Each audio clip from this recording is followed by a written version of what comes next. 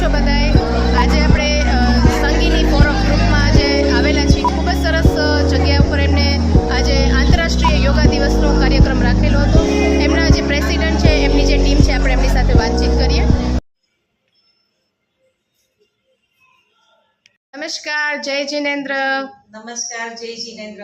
આંતરરાષ્ટ્રીય યોગા દિવસની આજની જે દિવસ છે એના વિશે ઘણું બધું અમને જાણવા મળ્યું છે અને તમારામાં પણ આજે એક સરસ મજાનું આયોજન છે, તો થોડીક એની માહિતી અને થોડીક ડિટેલ્સ આપશો અમને આજે? ચોક્કસ. જામનગર નવાનગર સંગીની ફોરમની પ્રેસિડેન્ટ ઈસ્મા પુનાતર, હું અને મારી ટીમ તથા 50થી વધુ મારા યોગા સભ્યો આજે હાજર છીએ. સંગીનીના સાથથી અમે લોકો આજે પ્રોજેક્ટ ચાલુ કરી રહ્યા છીએ. જામનગરમાં એક એવું ગ્રુપ છે જે GSGIF ઇન્ટરનેશનલ ફેડરેશનની એક પાંખ છે, જેઓ અમને ખૂબ જ ગૌરવ છે.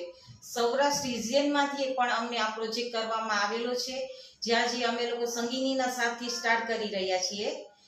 આપણા પ્રધાનમંત્રીની ગમતી વાત યોગા, જેને અનુસરીને રાષ્ટ્ર ધર્મ પણ અમે બજાવી રહ્યા છીએ. જય જિનેન્દ્ર. જય જિનેન્દ્ર.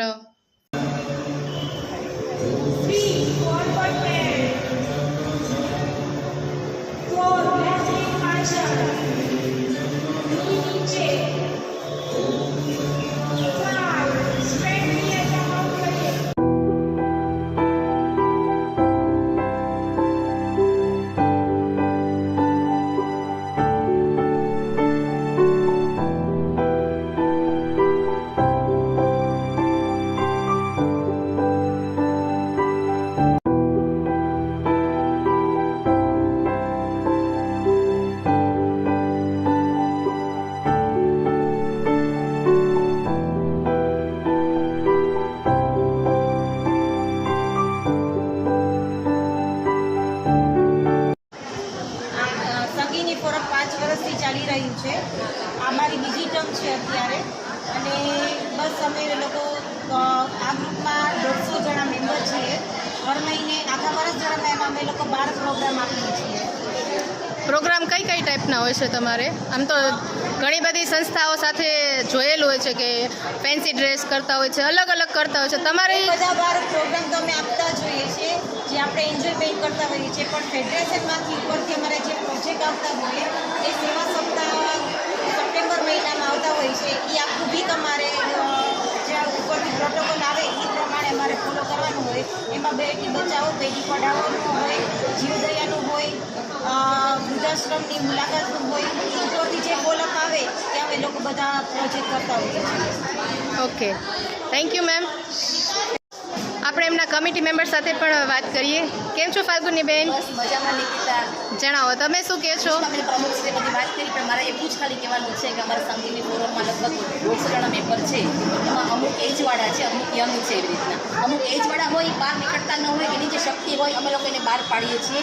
નત નવા પ્રોગ્રામ કરીએ, એ લોકોની શક્તિને અમે ખીલવા માગીએ છીએ. એવી રીતના સૌને ગમતી હાઉસી ફનફેર જેવા કાર્યક્રમો છે કે કરાઓકે છે, અલગ અલગ ટાઈપના પ્રોગ્રામ કરવાનું આયોજન કરવાના છીએ. હજી પણ અમે કરીશું.